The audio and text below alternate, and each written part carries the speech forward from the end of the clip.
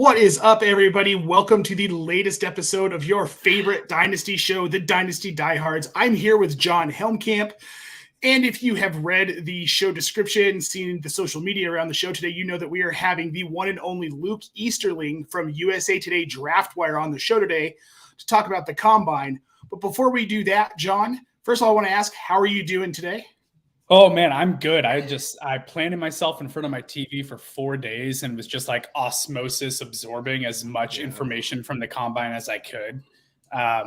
My poor, loving, and supportive wife was just completely inundated with men running in shorts for 4 days. So she's a saint, fortunately, and she let me watch it because she knows how much I love it and was like, "Yes, honey, you just sit down and do nothing, and I love you." And I'm like, "Oh, good, I love you too."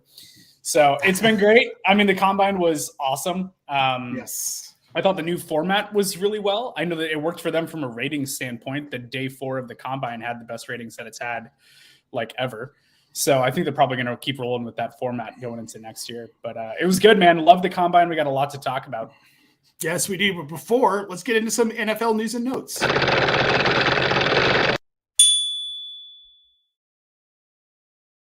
All right, John, we've got a lot going on around the league. We're going to try and get through this here pretty quickly.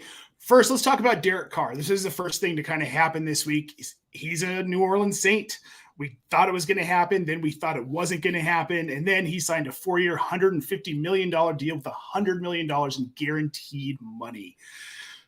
He was a quarterback 17 last year in Vegas, horrible offensive line, but he had weapons. He had Josh Jacobs. You can argue that maybe they should have used Zamir White more in the run game, in the passing game. Hunter Renfrow, Devontae Adams, Darren Waller. Now he's going to a team that, I mean, arguably has a few less weapons, maybe better receiving options as a stack. But does this move the needle for you on Derek Carr at all, him being a Saint versus him being in Las Vegas or somewhere else? I mean, just from a fantasy perspective, not really. I think it's kind of a lateral move because I think that the offense that we saw from the Raiders last year was really disjointed in a lot of ways. Offensive line was horrible. Like you said, he was running for his life a lot. Offensive line in New Orleans isn't a whole lot better. But hopefully they see this as an investment and that this is going to be now, okay, cool. We got our quarterback and let's focus on building around him. So hopefully they continue to support him. I love Derek Carr. I always have. I think that he's an underrated quarterback in the league. And honestly, we talked about it previously. We think that the Raiders kind of moved on from him and with their backup plan being Tom Brady, and then Brady decided to retire and now they don't know what they're doing. Well, Carr was going to be getting like $36 million in guarantee from the Raiders. So He forced his way out. They cut him and he goes and gets paid and gets $60 million at signing. So it worked out for him. He played it right. Good for him. And he met with the Saints before he even got released. So I'm happy for him. I think it's good. I think it's an upgrade for Chris Olave. And I think that I think that it just kind of is a lateral move. I still like him as a QB2 in Dynasty. Yeah, that's kind of where I'm at too. And last season, he had his lowest completion percentage and his lowest passing grade since his rookie season. So I do expect to turn around. The one thing that does concern me just a little bit is there's a good chance he's without Kamara for at least half of the season. So he's not going to have the security of that power run game and that talented pass catching back. But I think they'll make do. I mean, this is going to be a real test for Dennis Allen. Is he the coach of the future for this team? We all know the answer is no. But this is probably what could end up pushing him out. If they start out slow with an expensive quarterback and no Kamara, that could be an issue for Tom Benson in ownership. So we'll have to kind of see how that all goes. I'm going to say one thing for you to bookmark and for us to pull up in like 3 years or something like that. I'm going to say that Arch Manning is the replacement to Derek Carr for New Orleans. So write it down, bookmark it. When Arch is coming into the draft, it'll be right at the time that we got like 1 year left on Derek Carr's contract, and they might be looking towards the future at that point. It's the Arch Manning Saints back with Grandpappy. With the old, old Manning Saints connection, right? You'd love to. that would be a neat story. Cool I'm here for it. Cool. So, cool. I mean, if that plays out, I mean, it could be in 3 years because how long is Arch realistically going to stay in school? I think he's already competing. I think he's 3 and out as well. So yep. The next thing, we'll touch on this very quickly. I just want to know your thoughts on this real quick. Rachaad White was quoted this week when someone asked him about the possibility of the Bucs drafting Bijan Robinson. He says, "I'm going to win that job." I mean, I admire the confidence. Good for him. That's what you want to see out of a young player, right? Let's dig our heels in and not be intimidated by competition. Iron sharpens iron. I think if they do draft Bijan, I think that Rachaad White's still going to have a role in this offense, but there's no way that you're drafting Bijan Robinson with first-round draft capital for him to not be the featured back. So it's not something that I see happening where Bijan doesn't overtake Rachaad White pretty quickly as the bell cow. I think Rachaad White still could see, especially because they don't know what the quarterback situation is. You could have a situation where Bijan Robinson is getting 14 to 16 touches a game. Rachaad White's getting 6. I think you could still see a split happening where he's involved, but Bijan Robinson is an elite prospect. He's not going to lose out to Rachaad White. So, well, here's the more important question, though. This is the first I've heard of Bijan Robinson even being talked about going to Tampa Bay. Do you think this is something, or is this just something to stoke the flames and get people excited about something? I would say it's 70% nothing and 30% maybe something, because they don't know what the quarterback situation is. If they really are content with rolling with Kyle Trask as their quarterback going into this next year, we've seen them. They're cutting a lot of veterans. They're shedding a lot of expensive contracts. And I actually, when we do get Luke on here, would love to ask him a little about Tampa Bay, because that's his bread and butter. Let's kind of see what he has to say on this. But it kind of makes sense for them to insulate a weaker quarterback position by bringing in elite running back depth. Sure. Leonard Fournette, we know they're going to need somebody, right? So if you want to go elite running back and try to build your offense around the run game with a quarterback that's not Tom Brady, that kind of makes sense to me. Like, I could see that being an avenue that they explore. Sure. Look, anything's possible with the NFL draft. We see it year in and year out. Nobody thought that Tennessee was going to trade A.J. Brown. Here we are. So let's move on to the next thing. This is probably the most divisive subject right now amongst NFL circles is the Lamar Jackson franchise tag. He got the non-exclusive, so that's $32 million. If they'd given him the exclusive, you're talking about 45. That's a bump of 13. So this makes sense. But if you're Lamar Jackson, you're looking at this like, I want to get out there and find another team that's going to pay me more than this 32. Are you continuing to try to work on a deal with the team? Because it sounds like they're at an impasse here at this point. So here's my question. Does Lamar Jackson play in Baltimore in 2023? Does he sit out, or do you think he plays elsewhere? I think he's back in Baltimore. And I hate the franchise tag for a myriad of reasons, and we don't have time to get into it today. But I think it was a smart choice by Baltimore looking at Lamar Jackson, who represents himself, and saying, hey, you go ahead. You try and negotiate with these other teams. You try going out and having meetings with 3, 4, 5 suitors and seeing if you can get the kind of money in the guaranteed contract that you're looking for. I think it was the right choice for them to be like, you go test it and see if it's out there. And if it is, we'll talk.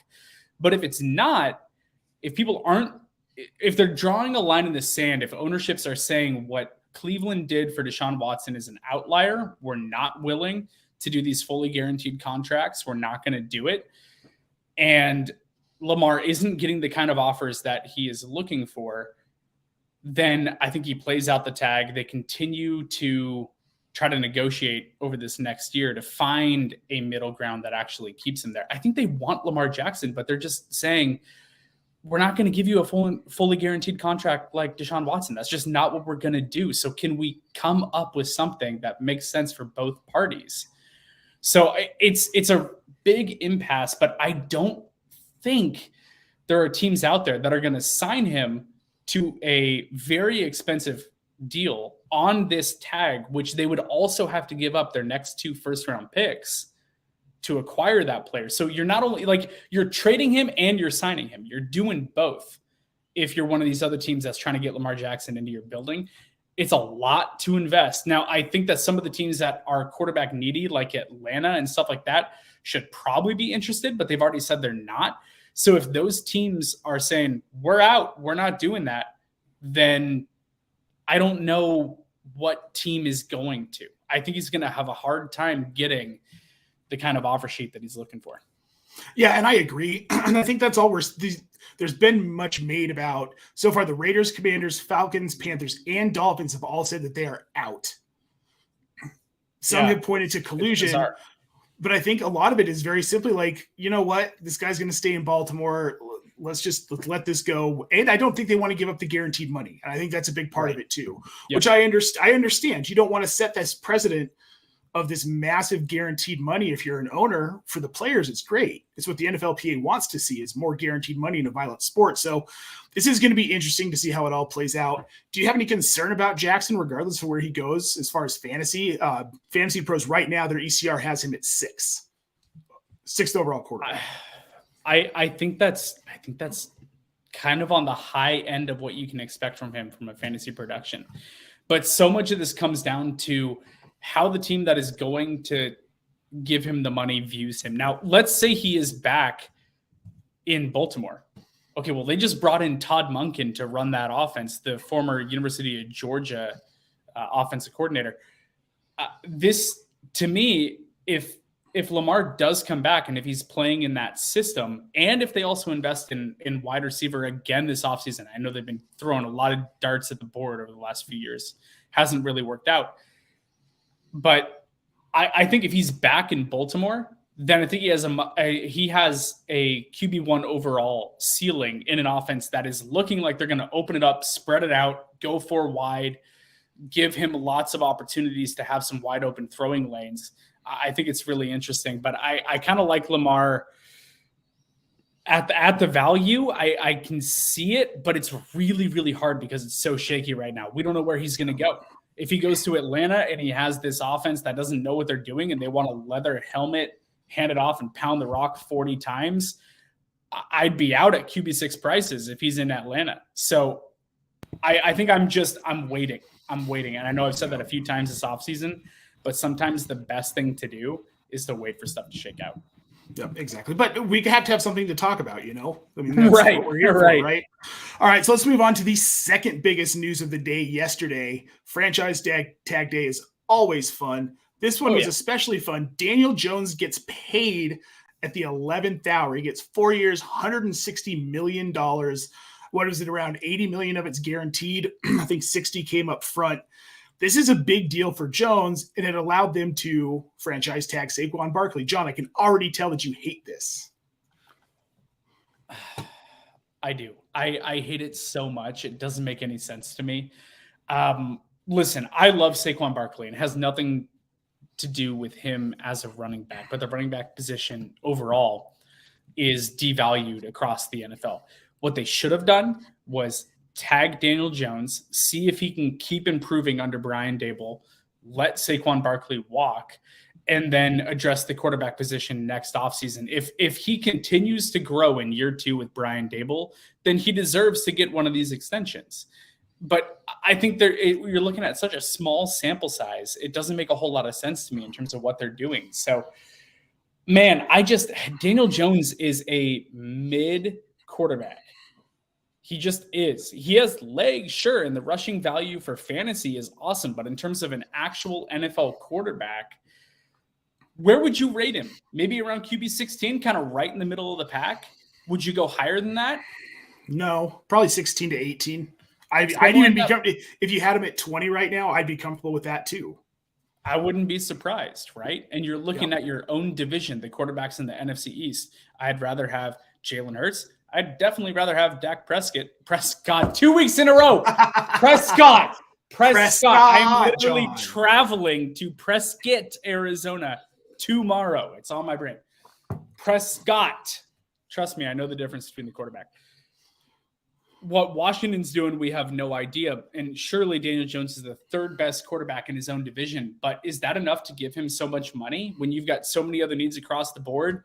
You've got to invest in the wide receiver position. I've got a real hard time seeing that this actually plays out well for New York. If it does, good for them. And I root for the player always. And I hope that Daniel Jones can prove it and show that he's worth it and can grow. But I've got a hard time saying he's worth it right now. Yeah, and I'm with you on that, because if we're talking about a guy who, for fantasy purposes, is back at QB 20, this fantasy stuff does translate to real life. And if he's QB 20, he's likely in that back tier of actual NFL quarterbacks. there are going to be quarterbacks who don't make the playoffs that are better quarterbacks than Daniel Jones next season. Right. Was he? I mean, we'll find out. For me, when they declined to pick up his 5th-year option, my thought was, why? Just take it, and then if he has a terrible 4th season, you release him.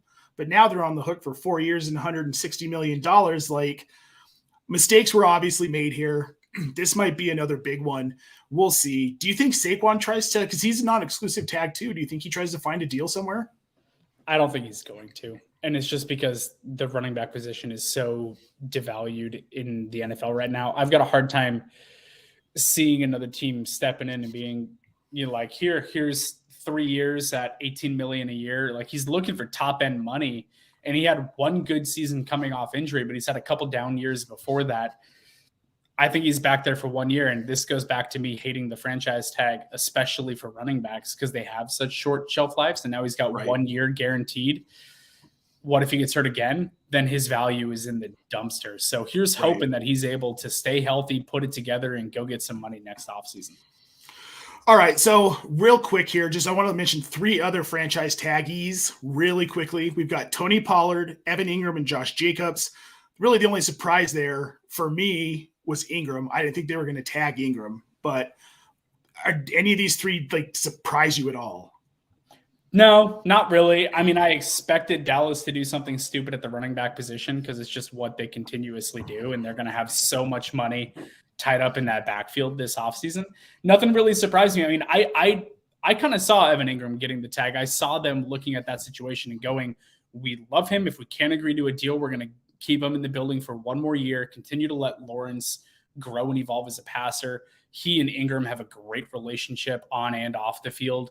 So that to me makes total sense. And I think that if he has a good year this year, I think they're looking at an extension halfway through the season.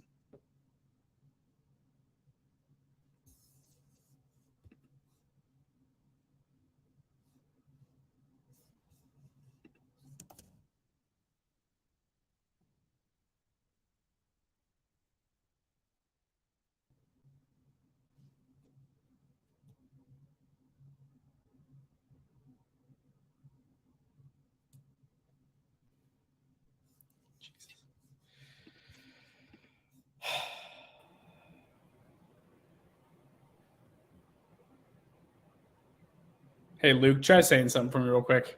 Test 1 2. Hello. I got Luke. Nate, where are you at? You muted? Yeah, I was gonna say we can't. Nope. Hey! It was Nate's fault. Live television. So, as I said, I just wanted to bring in our guest here, Mr. Luke Easterling, the man, the myth, the legend from USA Today's DraftWire and BucksWire. Now that we actually have sound, thank goodness I figured that out. It's the fun of doing this stuff, though, right, John? We have mistakes. So the last Luke, thing I promise that we run a very, very professional ship around here. Usually. I promise that I'm usually on time and don't have a bunch of issues with StreamYard. So I guess today's the day, right? Today is the day it all comes to a head. Seems like it. All right, so for our last news and notes for the NFL, Luke, I'm interested to get your opinion on the Aaron Rodgers news and the contingent that they sent out to meet with him. It was the full slate. We had Woody Johnson, Joe Douglas, Robert Saleh, and Nathaniel Hackett all coming out. Do you think they get something done? Is it bad that I don't care at this point? Dude, I'm so over it. Is it bad that I just want everybody to wake me up when he decides what he's going to do and just tell me at the end? You know what? I'm just gonna when the sweepstakes ends. Okay, just tell me. I was literally just gonna make a "Wake Me Up When September Ends" reference. So I was just listening to that like 10 minutes ago, so that's why it's fresh. Beautiful. So it's still a bang. It's still a banger. Oh yeah, I think that's fair. Look, if you're old enough to remember the Brett Favre saga, this feels so much like that. And just like I hated the whole thing. I hated him really sullying his legacy, and then he just kept going after his career. But this feels kind of like that. Like, come on, dude. Either play, don't play, but go in your dark hole if you want. Just don't tell us about it. Here's what I will say, and never thought I'd be sitting here defending something that Aaron Rodgers said, but here I am. But the way that he put it a couple weeks ago or a week ago, I don't even remember. What is time anymore? What does it matter?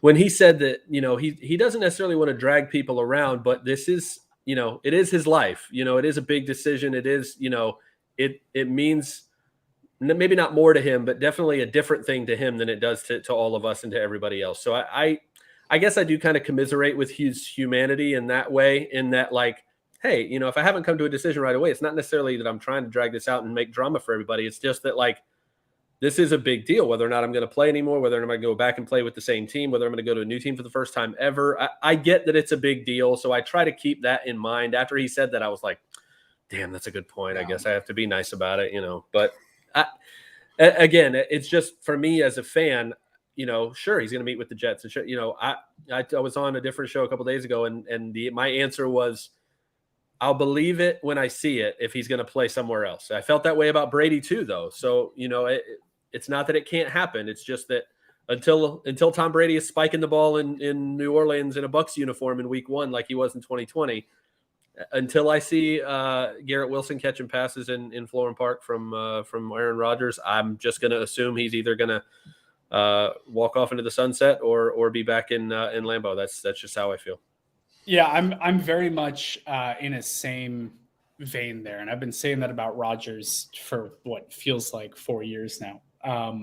But until it is official, until we know that it's happening, I'm assuming that he's the Green Bay Packers quarterback.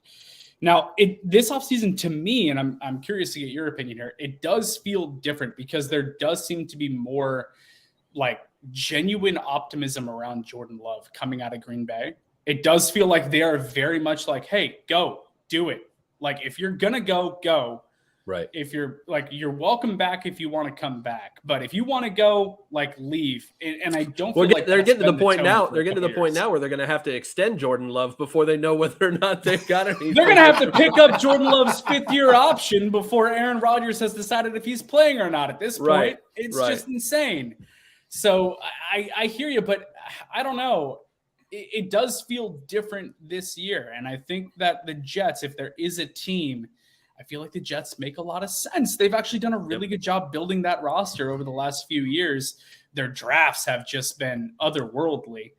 And he's going to go there, and it's hard to say, but the Jets roster, I think, is better than the Packers roster. Yeah. And that is something I don't think that's controversial. Yeah. No, but it's just saying it is weird. Yeah, like, saying it's not it out controversial, but saying weird. it is weird.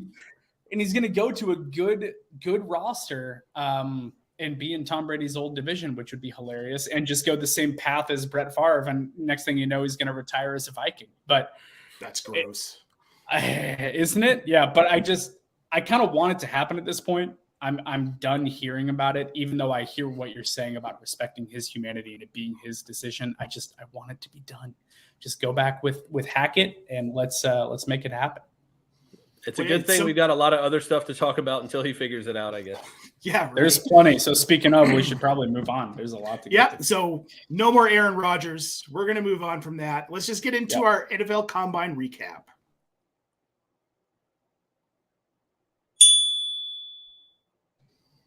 The cutest little audio that ever did exist. Look, I'm new at making these whole drops, all right? I've been doing a lot of other stuff, but actually making moving parts, that's a new one for me. So basic for now, John, all right? It's going to have to be okay.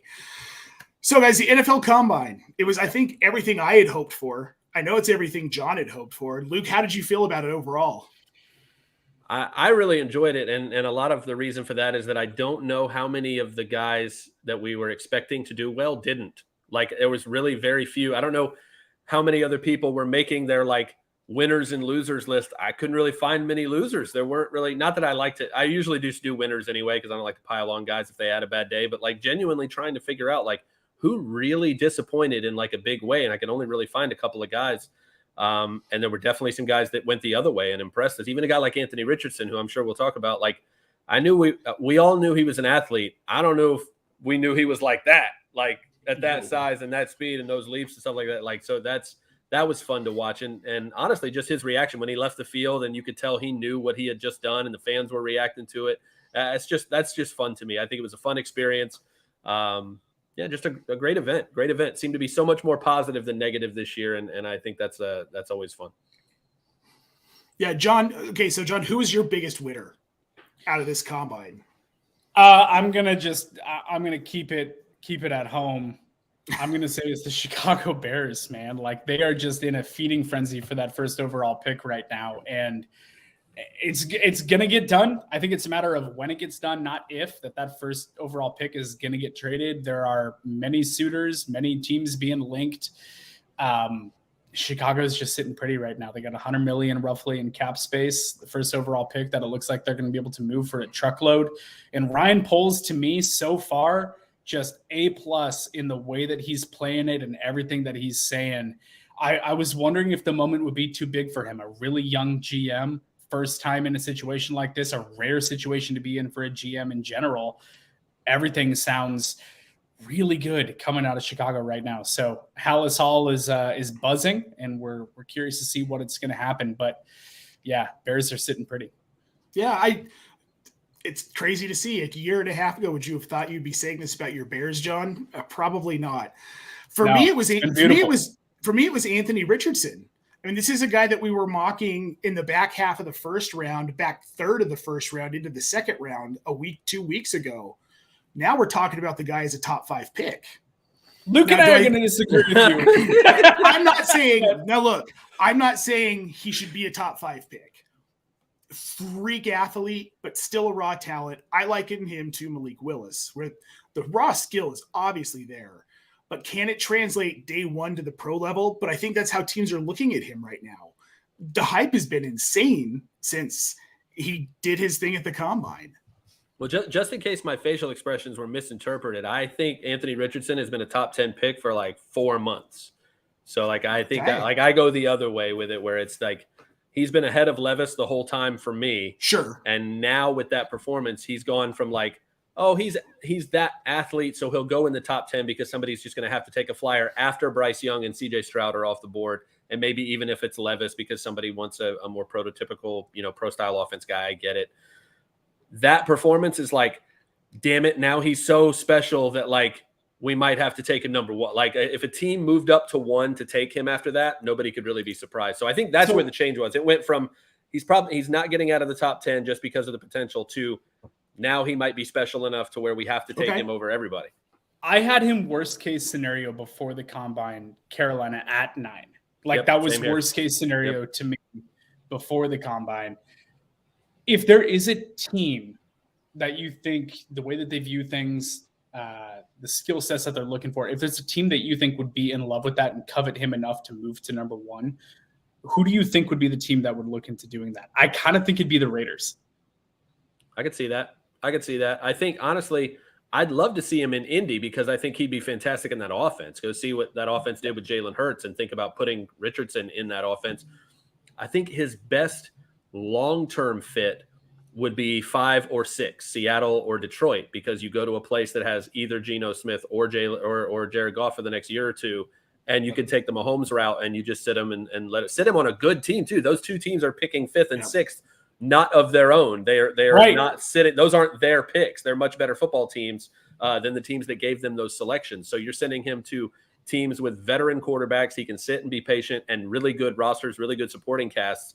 And those teams have additional picks from those same trades that they're going to continue to be able to build around them. So I would love to see him for his development in Seattle or Detroit, because I think it'd be great. A lot less pressure than if somebody like Vegas or Carolina moves up to 1 or 2 or 3 or 4 to get him in that range and be like, hey, we need you to be the guy like pretty quick here today. That's going to be a little bit different. And I think he and Levis kind of fall into a similar boat where it's, and similar to Justin Fields last year, his legs are going to be enough until the arm, until the passing stuff and the supporting cast get figured out. Although I think Justin Fields is a much more developed passer than both of those guys.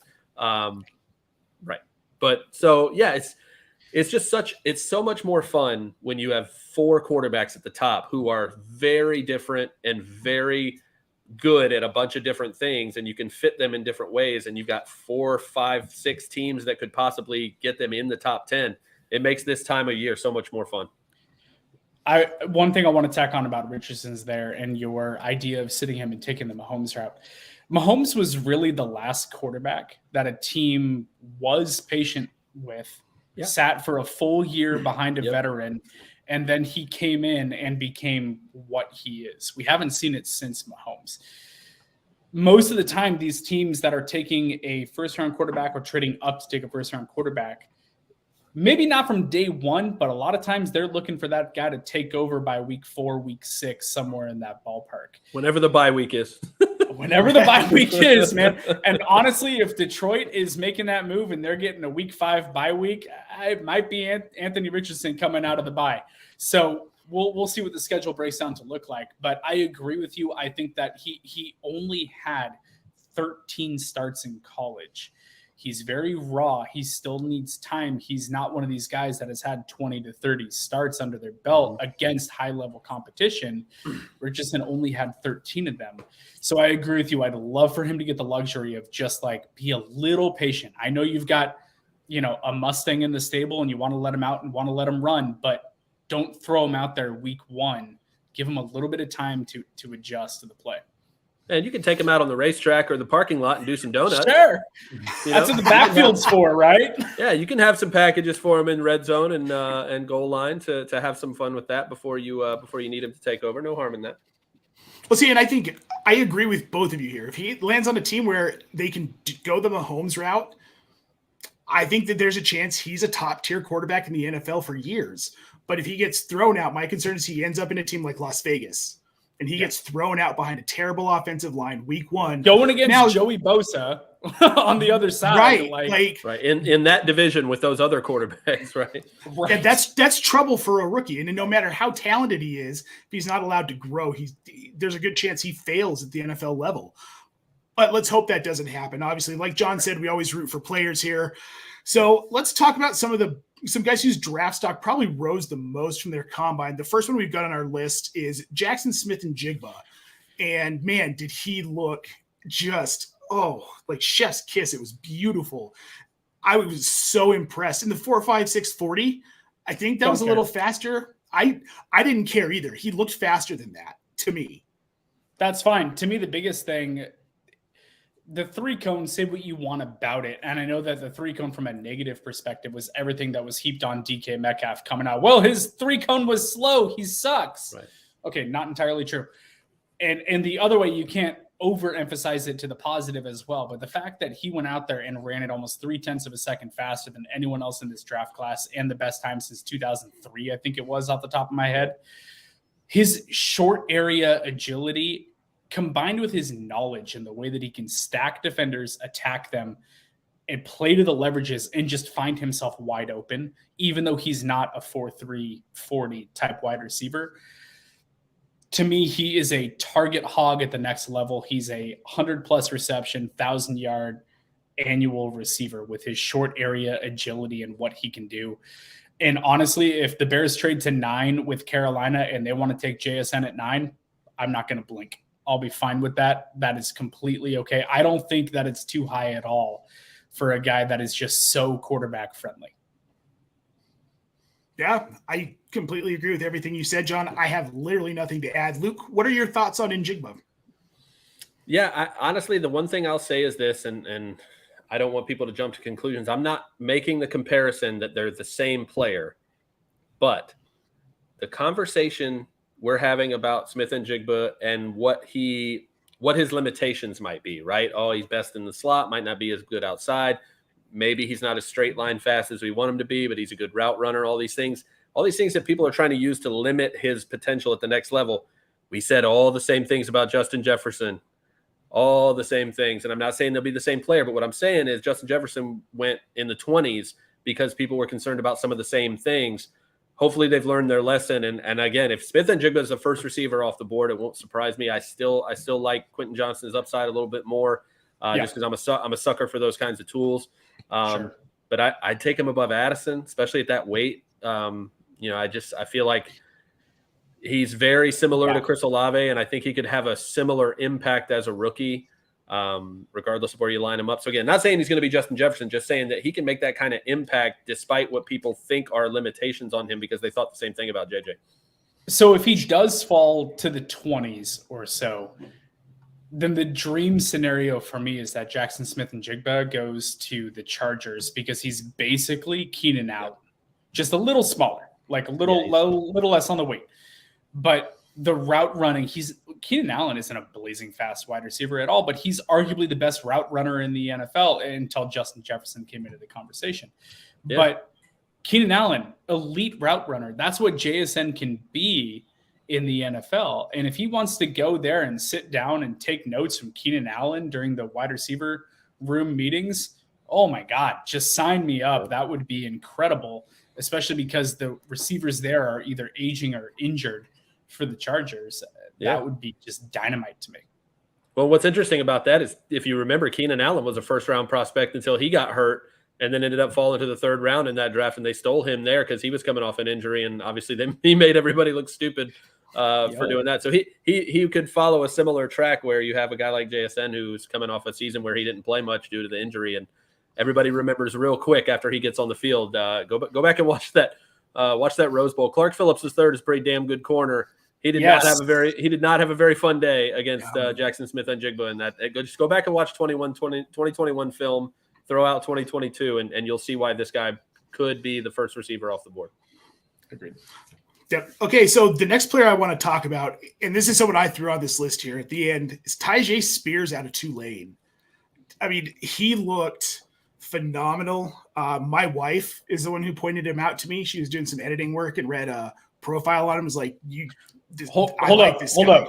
Yes. Luke, if you don't know Nate's wife, Jen, she is on her stuff, man. She is a great analyst in her own right. Like she knows what's up. And these two, it's a family affair. It's a family affair. Husband, wife, both of them full time in fantasy football. Both of them. It is incredible. I love Jen. She's amazing. Send awesome. My best wishes after literally every show, Nate. She's fantastic in her own right. Love it. Well, and you know what I can't wait for? When our kid turns 6 and I can finally get him his own show on Razzball. That's gonna be the best. So just about a year off next season, we'll have him on the show here. So you can talk Marvin Harrison Jr. There we go. Exactly. He's probably going to be more in the college, like Arch Manning camp would be my guess, but we'll see, man. Kid gets to make his own decisions about life, right? That's how we do it as parents. So now back to Spears here real quick. A 4.4 40, and he looked slick in those open field drills. And we know he's a great pass catcher. I mean, but did he get himself into the first round conversation, or at least early second round conversation?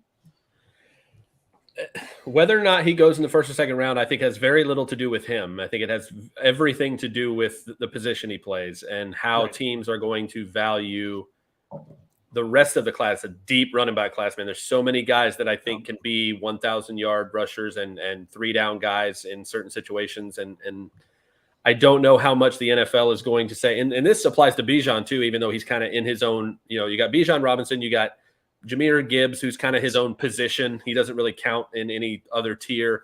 Right. And then after that, from Tyjae Spears and Zach Charbonnet to Kendre Miller and Kenny McIntyre, there's like 10. John and I, you have talked Bigsby about and Sean Tucker, so and many guys. Chase Brown, especially after the combine he just had. Yeah, he tore it up. So many guys. So the only reason I don't think a guy like Spears would go in the first, early second round is just because they'll say, we really like Spears, but do we like him that much to use a top 40 pick on him when we could get a guy that's very close in the third or fourth? That's probably what's going to keep him from being there. But I mean, so instead of draft capital, let me talk. Did he work his way into the top 5 running backs draft? Sure. Instead of he was already there. He was already there. He was. I agree. Yeah. It was him again. Him and Charbonnet are 3, 4, 4, 3, depending on where you want to put him in, and really what offense and what scheme you want. Because obviously Charbonnet's the bigger guy. But I mean, go back to the film. Go watch Tyjae Spears play football for Tulane all season long, and go watch what he did to USC in that bowl game. Yes, just dominated. He stole their soul in that game. Literally, like he literally took over that game. One of the most important things he did was go to the Senior Bowl and weigh in at 204 instead of 195, and still looked like exactly the same guy. Just as explosive, because that's the worry, right? You're going to come in, you're going to add some weight, you add 10 pounds, and now you're not the guy I see on film. You're different. That wasn't the case. He was so explosive. He was so decisive between the tackles. Everything we saw in film, we saw in Mobile during that week, and we saw it at 9 pounds heavier, which is huge for him, right? It's a big difference, 195 to 204. So, I mean, that's the thing for me. If he can stay in that weight class and be as physical between the tackles, the vision, the patience, all of the things that you need to be a great running back. He's got all of them. And again, if he can still be that explosive at 204, 205, again, if he's the next guy off the board after Gibbs and Robinson, I'm fine with it. Yeah, well, I don't think that a running back had a better offseason start to finish. Yeah. I don't think a running back had a better offseason than Tajay Spears. He went from being a 2-lane running back that might be considered too small to, he checked the box that he's over 200. His testing numbers look great. He looks explosive at the Senior Bowl. He just literally checked him off. I'll tell you what, 3 to 5 running backs. If I'm Miami and he gets to me in the second, God, in that offense, boy, give me that all day long. I will be unreasonably excited if that happens. I will be very happy that I have 3 first-round picks in my dynasty draft. Let's go. By the way, Luke, Nate, we need to do a league. I want Luke in a league. It needs to happen. Twist my arm. I'm already in 20-something. What's a few more, right? Hey, I trimmed down from like 44 to 10 last year. So I know you chopped 2 of our leagues. I love you. I do. I know you do. We're still in one. So I have one dynasty league in 10 years that we've gone 10 years now with almost all the same guys. It's been pretty fun. So that's impressive. Awesome. It sounds like you're ready for a second. All right. Anyways. So let's talk a little bit about Chase Brown. Oh, yeah. Yep, I was impressed. Now, my co-host for In Between Media, Seth, had brought up Chase Brown previously, and I know he was excited.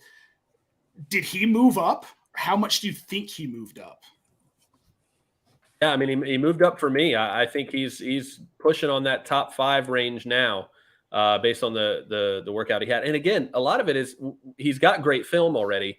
We needed the athleticism, and that's one of the things the combine can be helpful with, right? Is figuring out how to stack those tiers based on when you're splitting hairs. You need as many hairs as you can to split, right? You need to figure out how to separate those guys in those tiers when there's 4 or 5 guys clustered together. So I think for him, when you start that conversation of, okay, I really like Charbonnet, I really like Spears, who comes after that? I feel like he might start that group now because of the performance he had and because he already had the solid film. And again, there's so many guys in that range that I like enough that combine is what can separate you. And I think that's what he did. Yeah. What I love is that he comes in at 5'9.5", 209. So he's put together. He's dense for a running back. I like that. Sure, you love the running backs that are 5'10", 220, like a Jonathan Taylor, but Chase Brown is put together. He's got it. He goes out and he puts down the best vert and broad of any running back at the combine, runs a 4.43 40. He just checked off all the athletic boxes that you want, and his college production is all there. I mean, he tore it up for multiple years. He's got pretty much everything you're looking for. And if he played out of school that, wasn't the Fighting Illini, he probably would have gotten a little bit more love. But I think that the love is building for him with what he's put together. I think that Chase Brown is made a really good case to be a day 2 pick, and I think he's going to be impressive. So let's move on now to our fallers. And Luke, as you had mentioned earlier, there's really hard to find anybody who really actually disappointed. This was a really good combine. Yeah, 2 guys. There were 2 guys. Well, we're going to start with the worst of it. It's Kayshon Boutte. He just looked slow and unathletic compared to what we saw him do in college. Do you think was he having a bad day, or is this just who Kayshon Boutte is?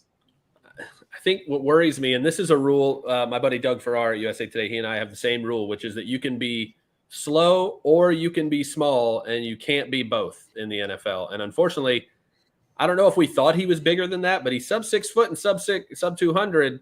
And to have those times and those measurements with that size is just not. And again, this is unfortunately kind of the latest in kind of a trend for him that's not great, right? And again, I don't know him. I don't know anything. I wouldn't say people like to throw a lot of things around and say, oh, he has character issues. I don't know. I don't know the guy. All I can say is he had a rough season at LSU. We were hoping.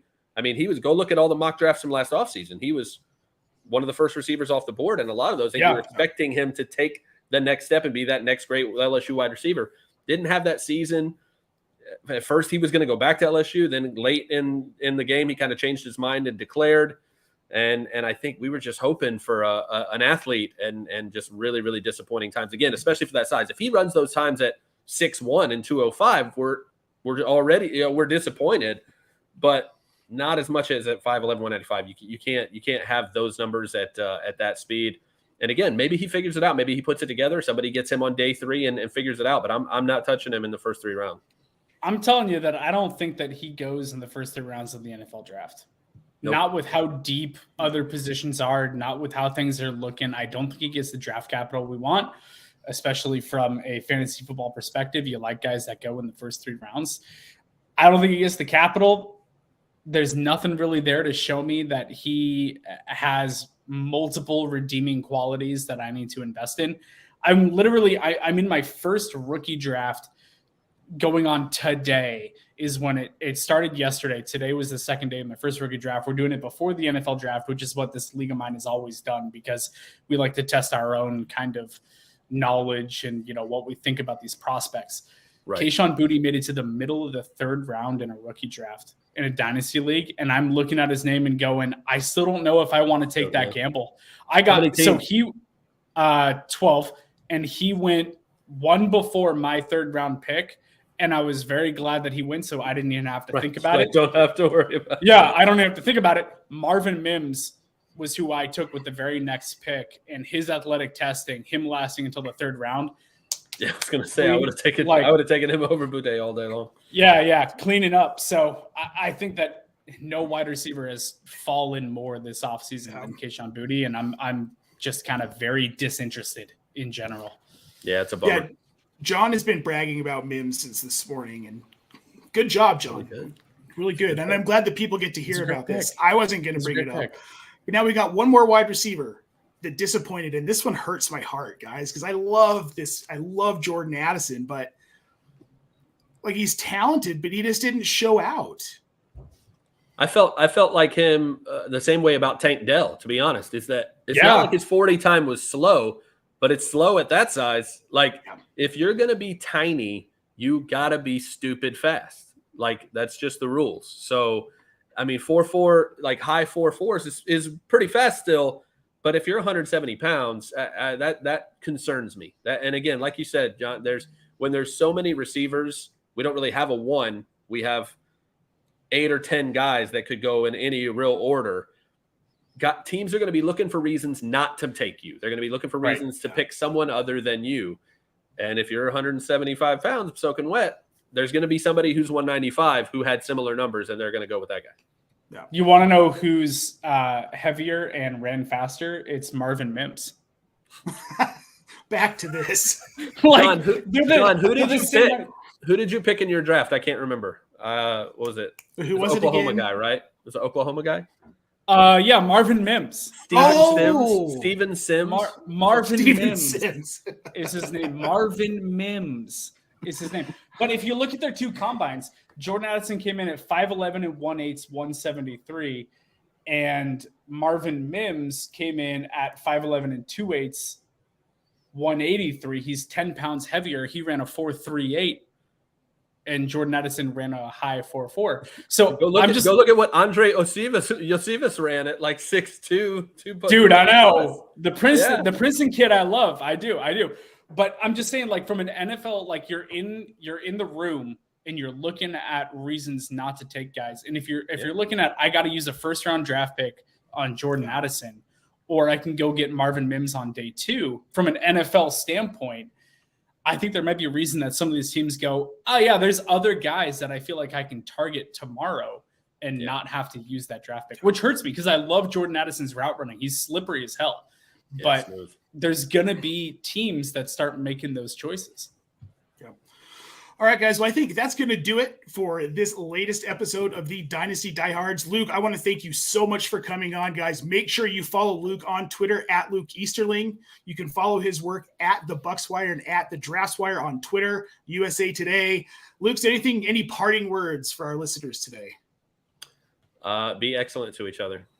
Party on, dudes. Love it. All right, guys. Well, until next week, I and John are out. I stay loose, I stay tight, I stay loose, I stay